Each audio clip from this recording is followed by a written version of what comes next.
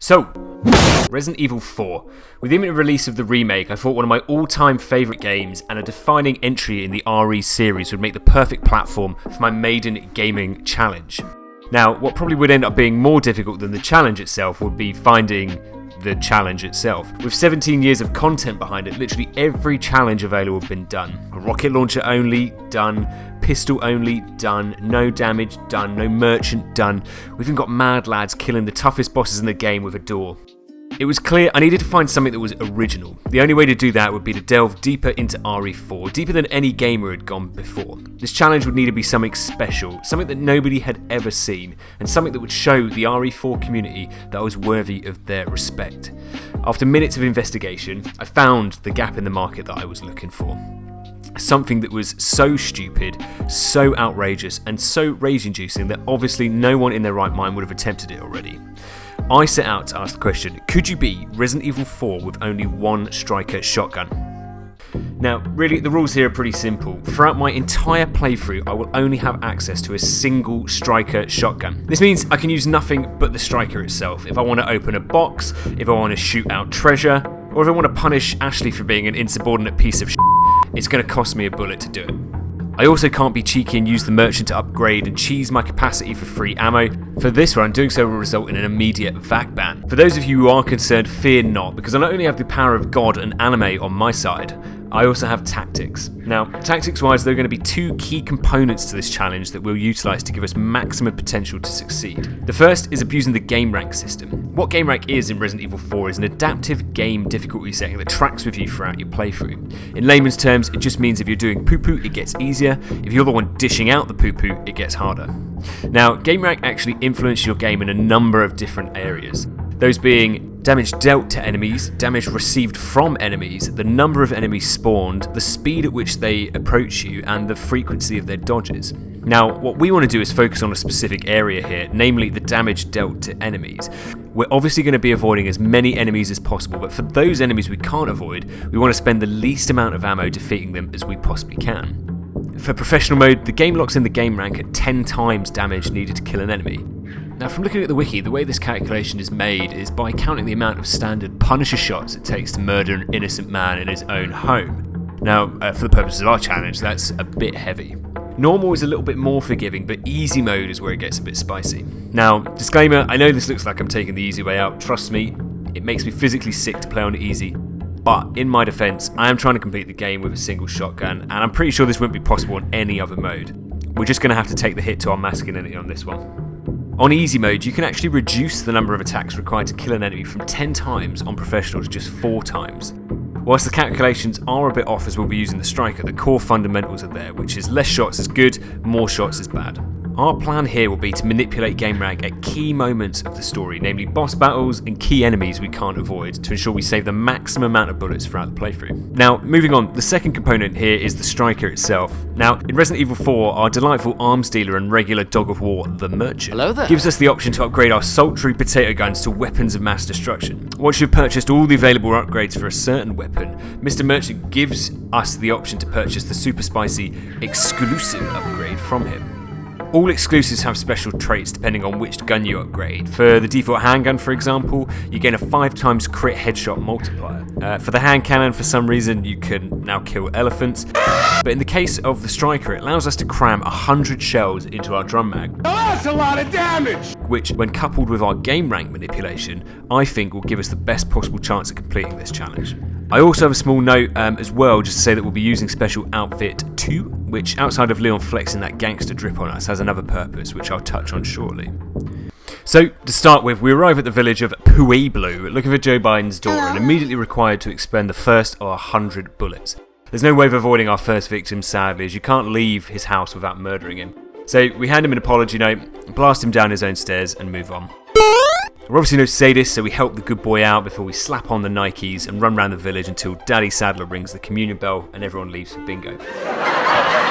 Not long after, we're then presented with our first challenge, locked doors and trip mines. Now, luckily for us, all the padlocks in the RE4 universe are rusty and seem to be made of wet cardboard, so after a few kicks they all seem to buckle. As for the trip mines, well, let's just say, I'm prepared to put my body on the line for this one. That being said, for those two particular obstacles, I decided to enlist the help of my friend, Random Dynamite Man, who was kind enough to blow the lock and clear the trip mine for me. What a guy. Luis falls out of a cupboard, so being the good Samaritans we are, we put him straight back in so the chief doesn't lose him. Now, I'm not counting Del Lago as a failure, as I'm forced to use these harpoons against my will. Trust me, if there was any way for me to murder this oversized lizard with my striker, I certainly would have. On the way over, Leon swallows a bit too much brown water and gets a tummy ache before we have to move on to our next bullet spend, the chained hanging boxes. Now is probably a good time to touch on the striker's pattern spread, which, for want of a better word, just defies the laws of physics. I did some testing before I started, and there appears to be 5 set patterns that can come out of the striker at any one time. Now, for fighting bosses and close range targets, this works for us because we're just able to barrel stuff them for minimum spread and maximum damage. However, for scenarios like this where targets are spread out, we can actually use the spread to our advantage, hitting multiple targets in one shot. I tried to go for the one-shot special, but after 11 attempts, I just got bored and I took the 2 shots. Still efficient. We passed the guy who stars in the Pueblo Specsavers advert on our way to our first major boss battle, El Big Boy, aka The Rock. It also presents our first opportunity to start manipulating the game rank. To show you my logic, if we run the fight straight out the box, as is, we spend 9 shots to take him down. From what I can gather, LG takes more damage to the face than the body, which, would make sense because I don't think I've ever actually seen anyone take less damage than being shot in the face. Armed with this integral information, we miss a few shots, we take a few slaps, we hit continue a few times and try our best to lower our game rank score. Now, on our best run, after 2 face shots and 2 back tentacle shots, we actually take him down with 5 less shots than when we started, leaving us with 93 shots remaining. Nice! Back at the church, we meet Ashley for the first time, who instead of thanking us, pegs us in the face with a plank of wood before we gear up for the cabin fight. For those of you who don't know, the cabin fight is just a last stand style defense from an endless horde of what looks like Roblox characters. Luis kindly makes the atmosphere extremely tense by delivering a very uncomfortable line to Ashley as we prep for the approaching doom. After pushing the bookcase into position, my attempts to hump it in place were futile. We've been trying to contact you regarding your car's extended warranty. When the enemies came flooding in and I was expected to fight, Luis promptly left and ran to hide in the cupboard with Ashley upstairs. Disregarding the cost to my mortal body and the damage to my mental health, I made a solemn vow here not to spend any bullets, and that's what I did. I rounded up the boys and with the sizable group I'd gathered ascended to a level of agility previously not seen before. After embarrassing them with my smooth moves, they finally admit that they'd lost control of the situation and promptly left. After the cabin, we kicked down the doors on the cave trolls path and have to spend 2 shots for each of the troglodytes that jump on top of our gondola. Now, having shot 7 bullets so far, I was thinking we were in good shape, but it was time to gear up for our next boss fight, which was the Big Cheese Man, aka El Fromage, aka Sheriff Brie. This guy's a bit of a beefcake. He has 2 separate stages in the battle. Stage 1, the Go-Go Gadget Spinal Cord stage, and Stage 2, which is the Car Park Zombie from Dawn of the Dead stage. We do a bit of game rank reduction, and through my live testing, I gather that the big guy's spinal column seems to be his most vulnerable spot. For Stage 1, we make our best use of the red barrel that we have downstairs, shooting both his midriff and exploding the barrel at the same time for double damage. And in just 2 shots, we remove his legs, and with 2 more to the rest of him, we take him down for good. It was actually surprisingly easy to take him down. I actually thought this was going to be a bullet sponge of a boss fight, but I think we did alright. On the road to the castle, we spend 1 shot flipping the truck. For science, I did try everything to try to avoid it. I tried dip-minning up the road, I tried to find a spot to hide. I even left Ashley in the road as a sacrifice, but no luck. Reaching Napoleon's castle, our first challenge is presented to us in the shape of off-brand No Eyes Wolverine. I cannot see, I'm legally blind. Again, I was kind of gearing up for a bit of a scrap with him, but he must have not been in the mood that day because I ended up popping him in 1 shot. Oosh! The water room was a cinch. The strategic reason for choosing outfit 2 now comes into play with Ashley's Tin Man cosplay. During the water room sequence where Ashley needs to crank the 2 platforms out of the water, we would usually need to offer support to her to prevent her being taken against her will through the portal to hell. However, for those who don't know, the crank progress doesn't actually reset when Ashley's pulled off of it, so we can actually rinse and repeat this without needing to expend a single bullet. Now, that's nice.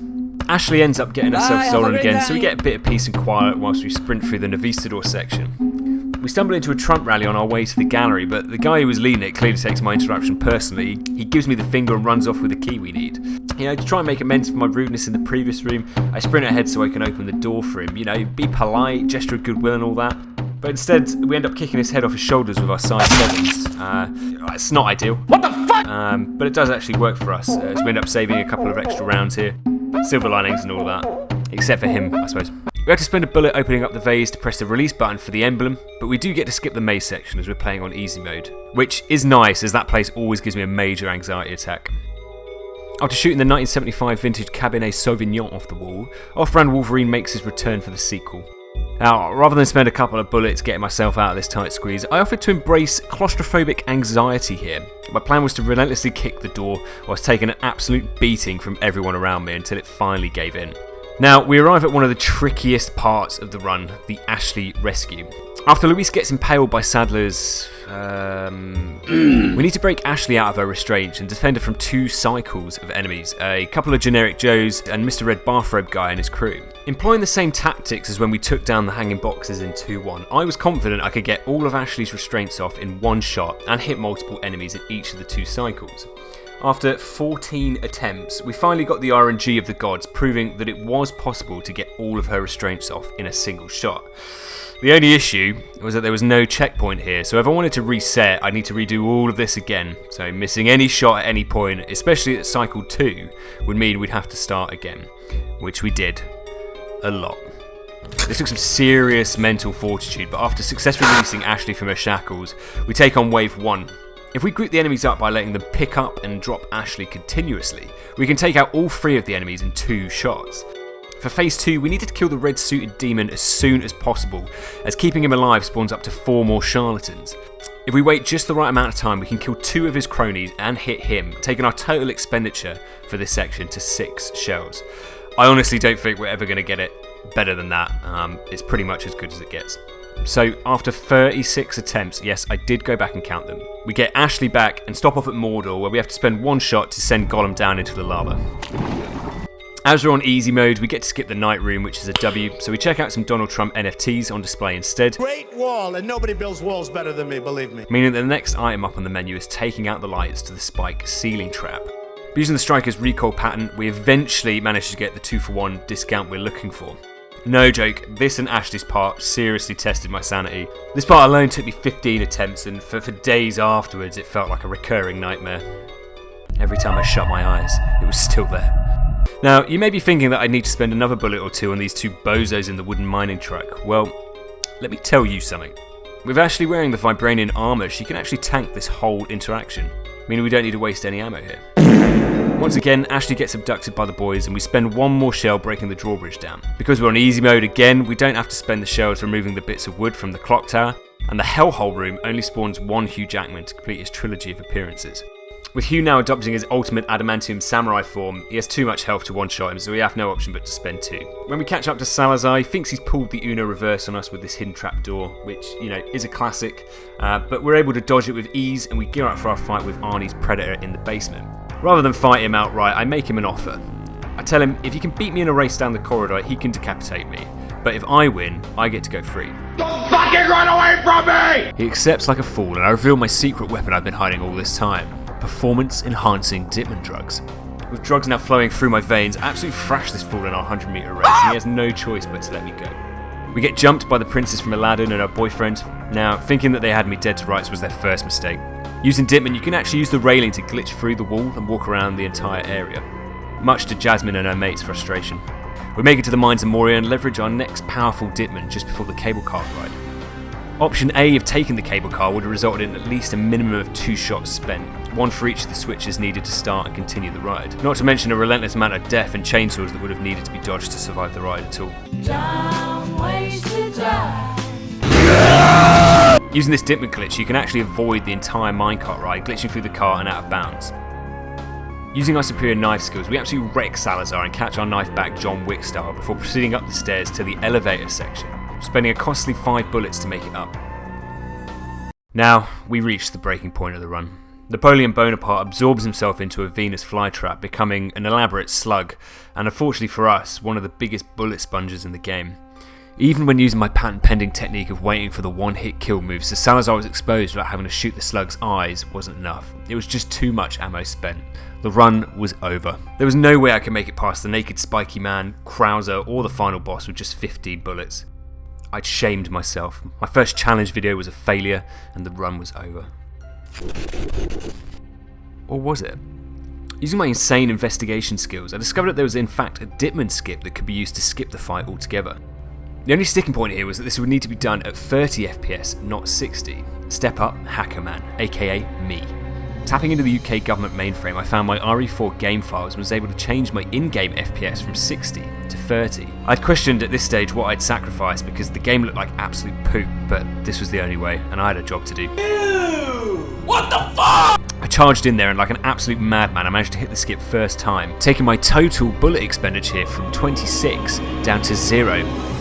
This had breathed life into my run. This could actually be possible now. As a treat, I stole some money out of Salazar's wallet and switched the game back to 60 FPS, which is probably the most relieved I felt all run. With a renewed sense of hope, myself and socially awkward Leon catch the boat and make our way over to the island.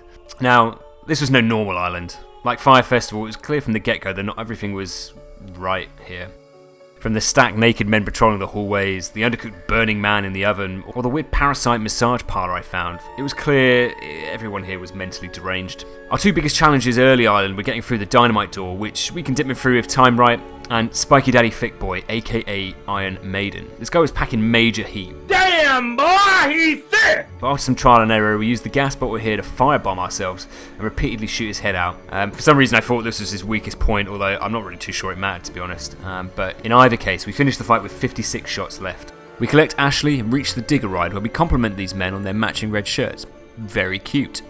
As with the cabin, I refused to spend any bullets on this sequence out of principle, but channeling my inner Neo, we floated between the red shirt armada and cap our bullet expenditure at 3 for the Jeepers Creepers truck. After we compare Button Ice with Krauser, we now enter what I would class as the end game of the run. Named not because we're approaching the finish line, but because there's an extremely high chance that the game ends here. This is by far the hardest part of the run, the U3 and Krauser boss fights.